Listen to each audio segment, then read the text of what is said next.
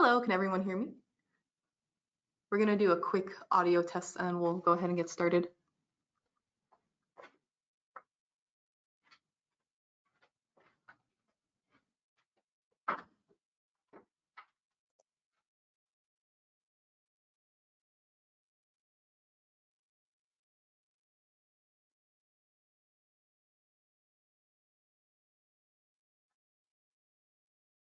You said you can't hear anything?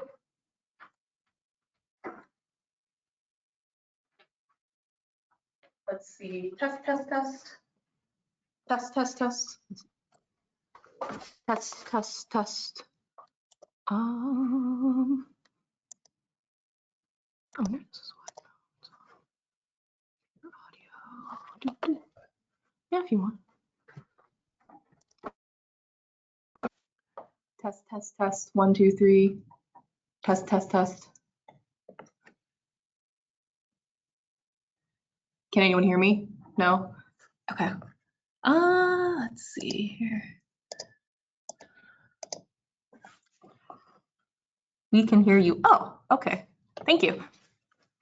All right, everyone. It seems like we got the okay to hear us. Thank you for bearing with us for a second. Today, our webinar will be a tour of Clariti. Clariti is our data processing software that we have developed in-house specifically for our viscometers. Today, the presentation and demo will be given by Dr. Kristen Ochoa. And please feel free to ask questions. We will have a Q&A at the end of the webinar as always. And without further ado, I'll have Dr. Ochoa start the webinar. Hello, everybody. I'd like to first check if you can see the screen, the Clariti software screen that I'm sharing.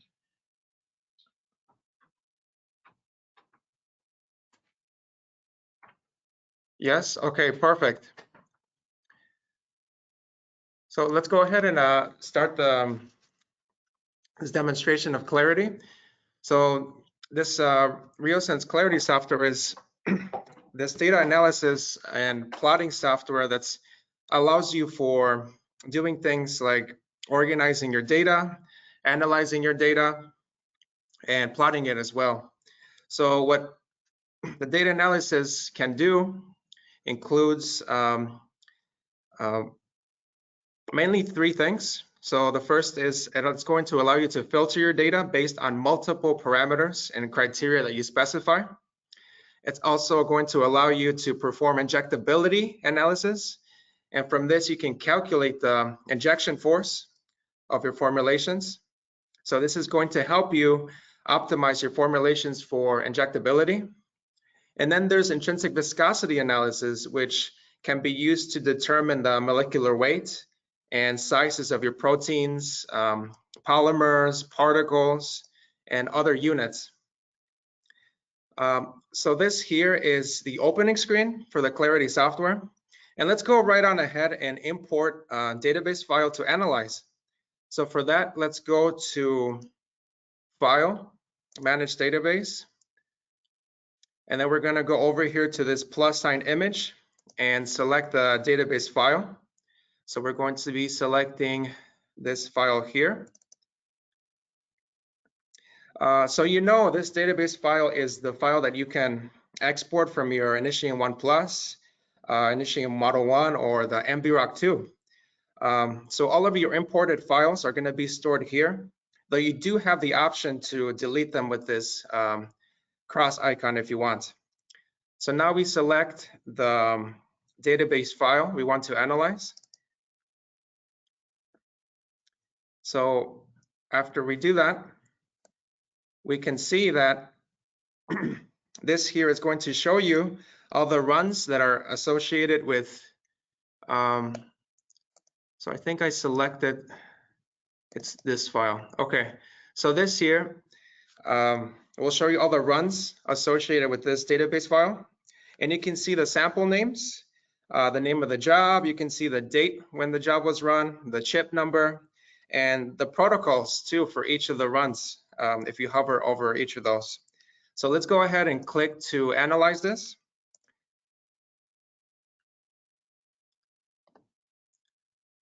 So once we do that, right away you can see all the segments as well as all the runs for for this job that we selected. So the first thing you may have noticed is that for some of these segments, they are in red color while the other ones are in this gray or blue color. So what this is going to mean is that Clariti has analyzed all of these segments based on an R-squared criteria. So this is the R-squared from your pressure drop. And for this criteria, the blue segments are the ones that passed, while the red ones did not. So you can customize this criteria by simply going to this R-squared filter, and you can select the stricter criteria, or you can enter a custom one. So 0.995 if you wish. Typically, we set the minimum to 0.996, but that's up to you. So taking a look here, we have multiple columns for the multiple parameters that you got with the viscometer. So you have the usual ones like your tip, like the temperature, shear rate, and viscosity. Everyone's familiar with that. You also can add additional columns by right-clicking here and selecting Show Column Chooser. So you have a lot of parameters you can pick from. One that I like to look at is this percent full scale, because it shows me if I'm in between the 5 to 95% full scale range of the chip that we always want to be within. So let me check if there's any questions.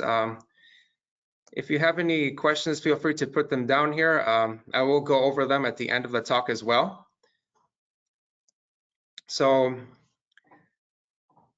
looking at this percent full scale, for example, for these ones, we can see the percent full scale is less than 2. And that's likely the reason why these segments were failing. There's too much noise to signal. Another thing that's good to look at is the loaded volume.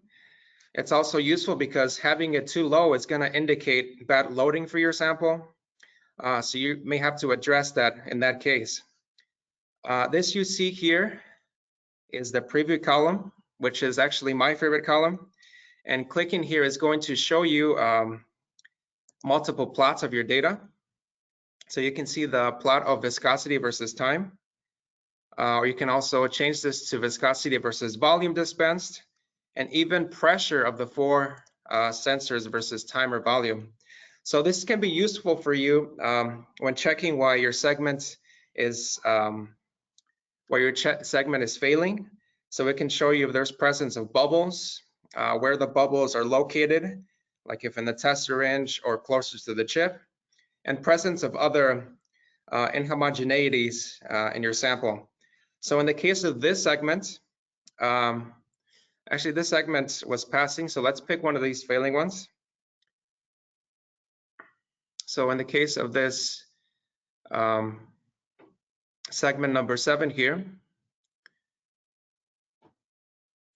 I think, there we go. It failed because of the low percent full scale of the chip, as you can see here. And that's displayed, if we look at this segment, that's what shows up as this large noise in the plot, which you can see here. So here you can see there's a lot of noise for this. So aside from this R-squared analysis, another thing you can do is you can perform an alternative analysis called reprocessing. So if we can do that by simply clicking on this icon here. So that's reprocessing all of the data for you. Though you can also do it for individual segments. So this is, so now it's done with the analysis, and we can see that the green segments passed while the yellow ones are the failing segments.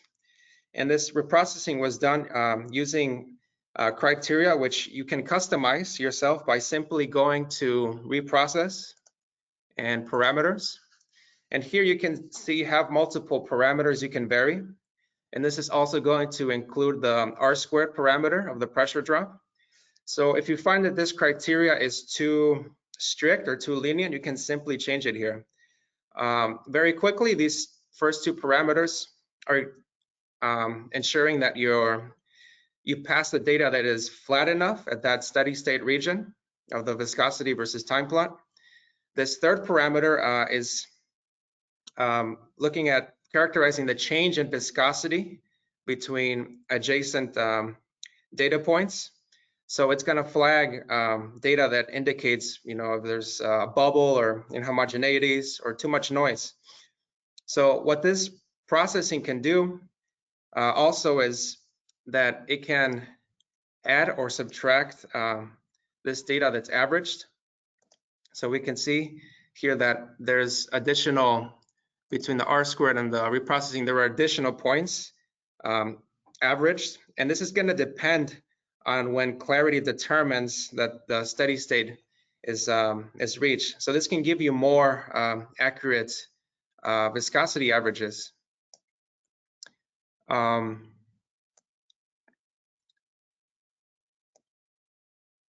So I can see a question here. I cannot see the whole question. Okay, is it possible? So is it possible to interface with this software using Python or other external tools? Can I integrate this into existing automated workflows? This is not something that I'm done up to now, but I can field this over to the software team, which is working every day on updating the software, and we can get back to you with a way to integrate this with Python and other tools that you mentioned here. So good question. Please, if there's any additional questions, please let me know. So so that's the reprocessing that we have. If you don't want to rely on Clariti analyzing your data, you can also manually select or unselect your data you want by just clicking on these boxes, and that's going to pretty much select it or unselected for for when we go to plot it for the next steps. So now that you have analyzed your data and discarded any bad segments, you can get ready to further analyze your data by, so let me reprocess it. So we can further analyze it by clicking on Proceed to Analysis. So here, Clariti has averaged your data with respect to shear rates. So though you also have the option of not having your data average for you, you can have it your data with respect to every single segment. You also get to see the standard deviation shown here, as well as the percent rescaled standard deviation for the data that was averaged, as well as other parameters you can find useful. So for this percent rescaled standard deviation, if I see personally that it's generally above 1.5, it can indicate to me that the viscosity results are probably not repeatable. So to plot the data, you can plot an individual run or all runs together. So let's actually plot one of these. So we're going to select it first, then we're going to go to this flashing box. We're going to enter any name for this series. We can call it Data 1. And then we're going to hit Continue. We're going to go ahead and close. And now we can see here once we do that, we can see the viscosity versus the shear rate data for this run. So we can now do the same for the two other runs. We can click on Run 2, select Data 2, close that. And then for the third run, we're going to do the same. And then let's have them as different colors to distinguish them a little bit better.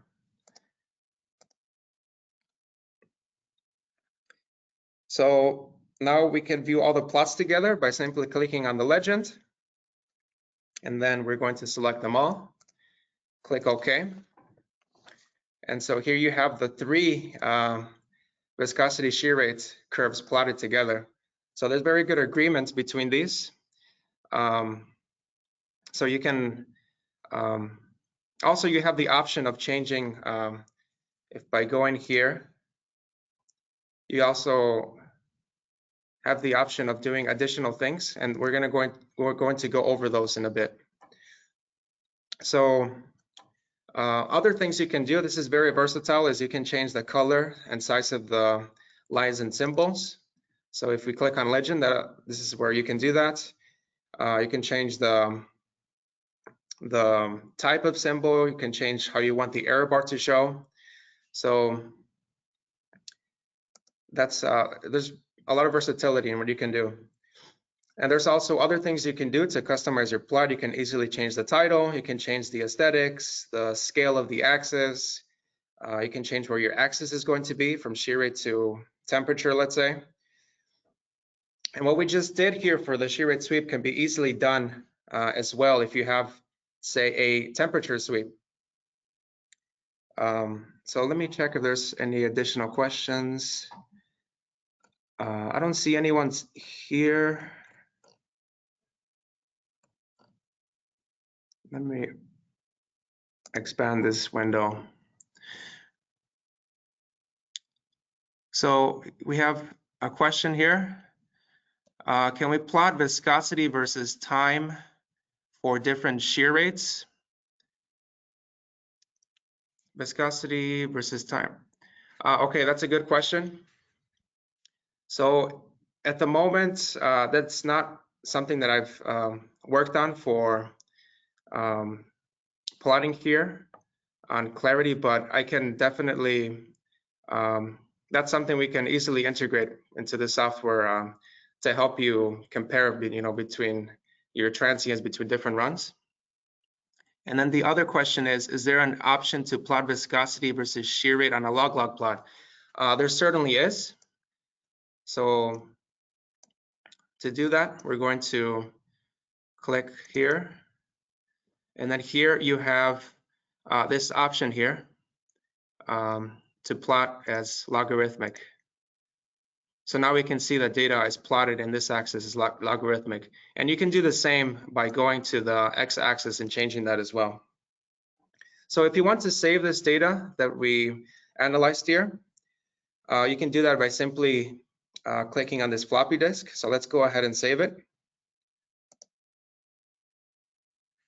Let's call it data set 1. I'll save it to my desktop. So if you later want to load that data to here, you can go to this folder shown here. So let's look for the data that we just saved and add it to here. So I think that was in the desktop.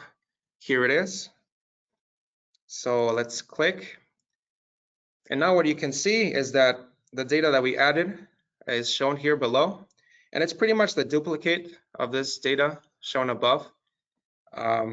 But this is going to allow you to quickly and easily compare the data from multiple database files.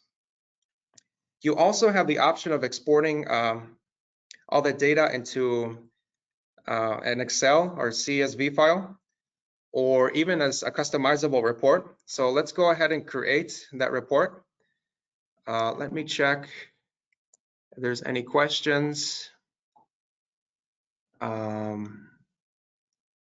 Okay. So let's go ahead and create the report. So we're gonna go here to report. We're gonna add a report title. We can call it viscosity data, reporter.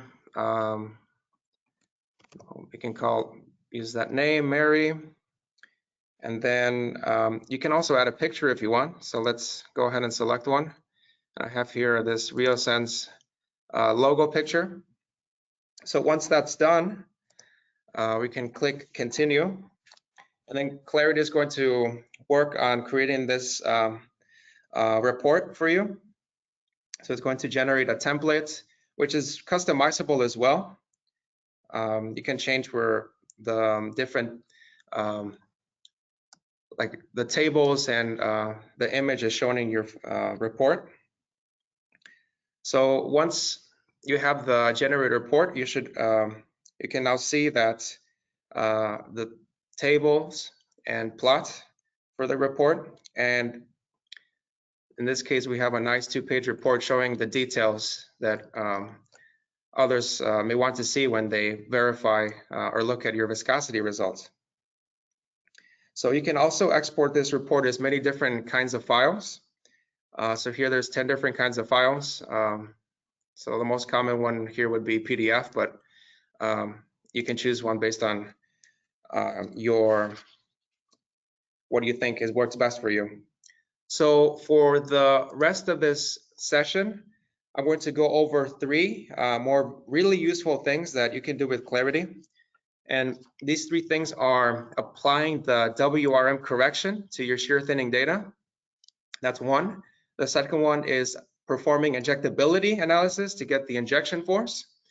And the third is to perform intrinsic viscosity analysis. So because this sample is, let me go to this data here. Because the sample is shear thinning, the viscosity plotted here is actually the apparent viscosity, but we can get the real viscosity. For that, we're going to need to apply the WRM correction, which we can quickly do that by going to the icon and then selecting WRM here. So that's it. So after we do that, now we have this new row for the corrected data. And when we close this window, we can see it plotted here now. We can also plot the original data together with this corrected data to see how this correction changed the data. So let's go ahead and do that. It's this one. We can color this purple is a good color. And now we can see that the real corrected viscosity is shifted to lower viscosities and higher shear rates. So this correction you can do whenever you have the shear rate sweep data, any of shear rate sweep data. So the second thing I want to go over is the injection force calculations. So let me quickly check for questions again. Here's a question. Are there columns for sample names? So you do have the columns for your sample names. So let me create the report title. Create the report again to show you. Just call it Michael, continue.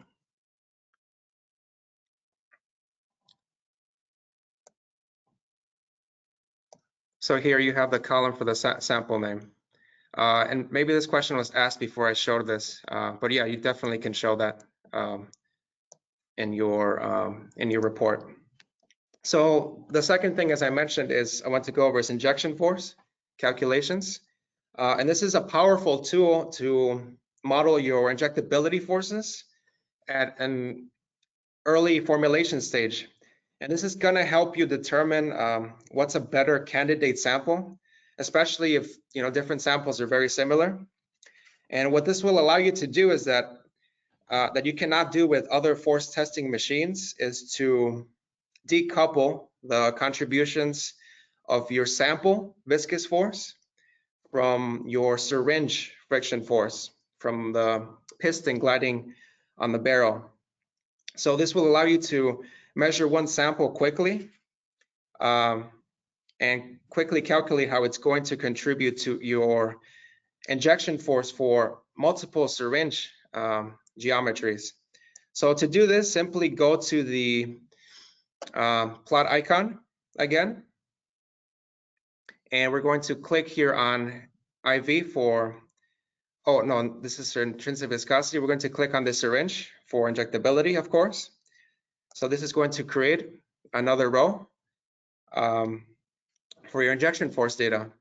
So let's go ahead and close. And here we have now the injection force plotted as a function of your sample viscosity. So this is the calculated injection force your sample is going to experience given the parameters we have listed here below. So these parameters are related to the syringe you want to use for administering these samples or therapeutics, like with most vaccines. And these parameters include the needle length, the needle internal diameter, barrel internal diameter, the injection rate. So injection rate meaning how fast you plan on injecting this therapeutic. So for example, if we double this injection rate to 0.2, we can see that the injection force doubled. So let's go back to 1. Now we can see it's halved back to the original value. So depending on your sample's viscosity, this is going to be the injection force required. And Clariti is going to give you accurate readings for your Newtonian samples. If you have shear thinning solutions, we've accurately calculated the intrinsic injectability force of these as well, which we've shown in our app notes. So if you would like to see that app note, feel free to reach out to us and we can send you a copy of that. It's actually one of my favorite app notes, that one. So there's one last thing I want to show you for analyzing your data. And this is actually one of my favorites. And it's how to perform the intrinsic viscosity analysis with Clariti. So for this, we're going to open a different database file with the data we need. So let's go ahead and click on Manage Database, open the data, and it's this one, intrinsic viscosity data. So let's go ahead and select that, load database, and we're going to select it. We're going to proceed to analysis. So here's the data already analyzed. So it's important to know that for, actually, let's check if there's any questions before I continue with this. I don't see any more at the moment. Let me, okay. So let's go ahead and continue. So it's important to know that for this type of analysis, you will need to get viscosity data for at least 5 to 6 concentrations, including for the solvent. And your viscosity should be around less than 2.5 centipoi, millipascal second. So we're going to plot all these data together. We're going to go ahead and click here. We'll give it a series name, call it intrinsic viscosity, and then click continue. And then now we're going to click on the intrinsic viscosity letters. So it's now going to ask you to enter the concentrations for your samples. So let's go ahead and enter those. So we have to convert from weight percent to mix per mil. And here for this conversion, we're going to multiply by 10. So that should be 5, this should be 7.5, should be 10, should be 12.5, should be 15, 17.5, and then this is the solvent, 0. So that looks good to me. Okay, so let's save it. We're gonna close it. And now we can see the analyzed data here. So it's plotted. You can see that we rescaled the viscosity to these 2 values called the reduced and inherent viscosities.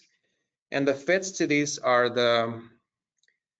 based on the Huggins and Kramer equations, which are based on 2 models that are commonly used for intrinsic viscosity. So both fits give the similar intrinsic viscosity, which is the y-intercept here. And that's also given in this table here below. So if we expand the table a bit, actually we don't have to really. We can see that you also have these K values we get from the Huggins and Kramer fits. So these parameters are associated with the interactions between your proteins, polymers, particles, other units. And a very powerful thing is that with this intrinsic viscosity you're getting, you can get the molecular weight of your sample. So there's several ways you can do this. One is to use the intrinsic viscosity here together with a hydrodynamic radius you get from like a method like dynamic light scattering. And you can use these together to get the molecular weight. Another way is to use this intrinsic viscosity and with the relationship called Mark-Houwink-Sakurada for your system. And these relationships are known for many systems and can be found through a quick online search or in other literature. So knowing your intrinsic viscosity and your molecular weight, you can estimate the hydrodynamic radius of your proteins, polymers, other units. So this can be done by inputting the molecular weight here. So for this, here we're in this solution that we studied is composed of protein micelles, and each of those has is about 500,000 daltons in molecular weight, which we're going to enter there. So this gives us a hydrodynamic radius for our micelles, which is around 11 to 12 nanometers. And this actually agrees with the hydrodynamic radius from the literature. So yeah, this is a very nice tool to calculate your molecular weight, hydrodynamic radius, and characterize the interactions of your samples, of the units in your samples. So yeah, that concludes the Tour of Clariti. The data analysis that we looked at included filtering your data based on multiple parameters, the injectability analysis that's going to help you with optimizing your formulations for injectability, and the intrinsic viscosity analysis we just showed for calculation of things like your molecular weight and sizes of your proteins, polymers, other units. So if you have any questions now about other questions about Clariti or other VROC related things, initium or other questions, yeah, feel free to let me know now. I'll be happy to answer those, or I can work to get an answer for you. Thank you very much. So let's see if there's additional questions here.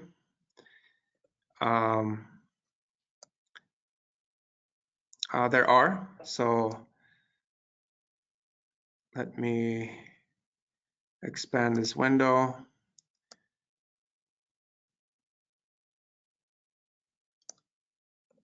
Can we enter the concentrations in deciliter per gram? Yes, you can.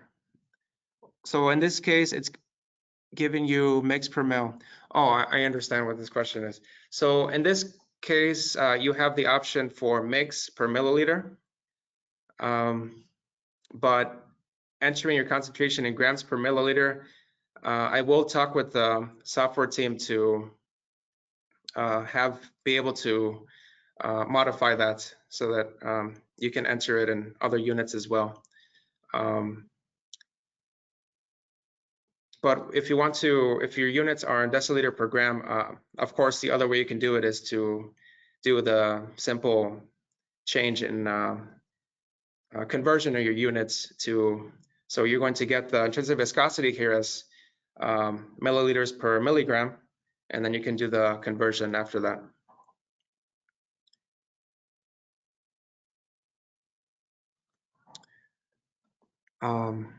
Are there any, if there's any additional questions, I'd be happy to answer those now.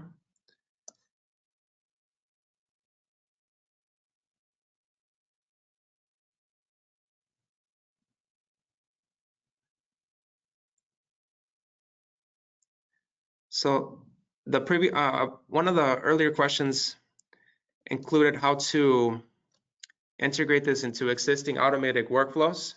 So this can be easily integrated. So once you get your database file from your units, you can export that, and you saw how simple and easy it is to analyze that data. So this can be part of a fast workflow, but for and then your automated workflow, you can do that with the Initium 1 Plus that can perform your automatic viscosity measurements for you. So I see a question here.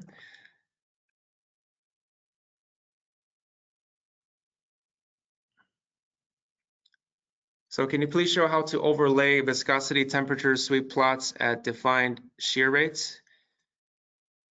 I have to look for the viscosity versus temperature data. So that currently I have, I prepared the ones for shear rate and intrinsic viscosity, but I can refer you to a past webinar that we did on earlier version on Clarity, where we do show this, how to overlay the viscosity versus temperature sweep plots.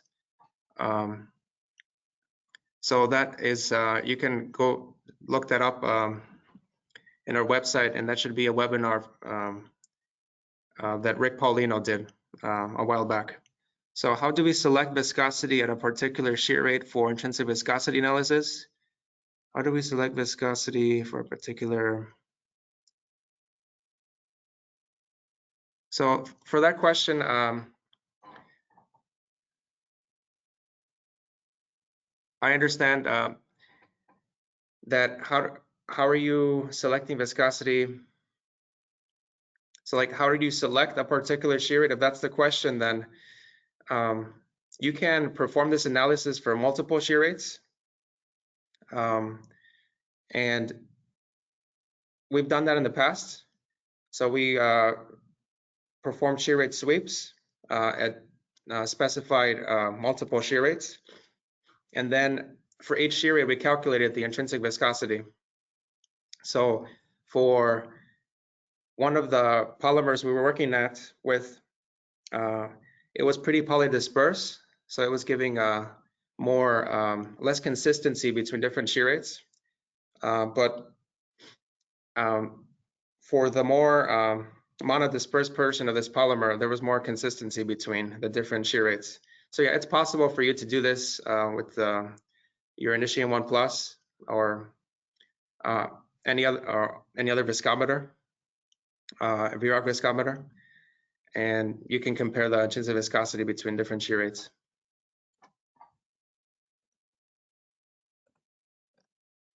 So I'll give a couple more minutes for any additional questions.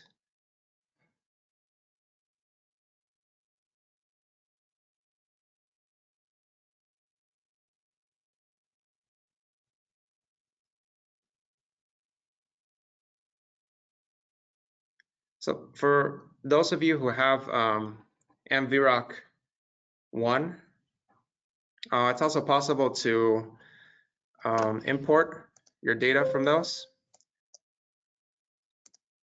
So all you have to do is you go to File, Manage Database, and here you have this icon. So that's when you click to import that data.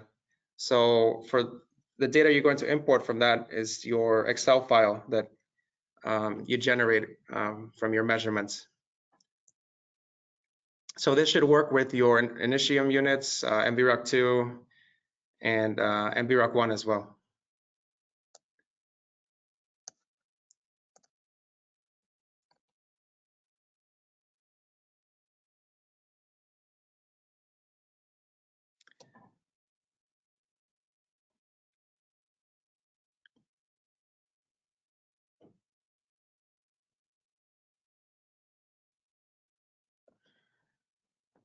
Okay, great.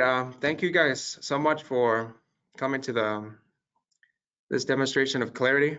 Feel free to reach out to me or anyone at RheoSense if you have any additional questions about Clarity, or if you'd like to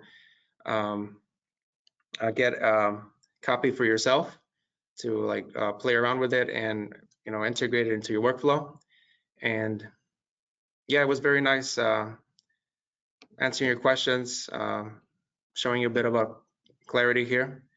And I hope you guys have a great rest of the week, great weekend. And I hope we see you guys for the next webinar session. Thank you guys.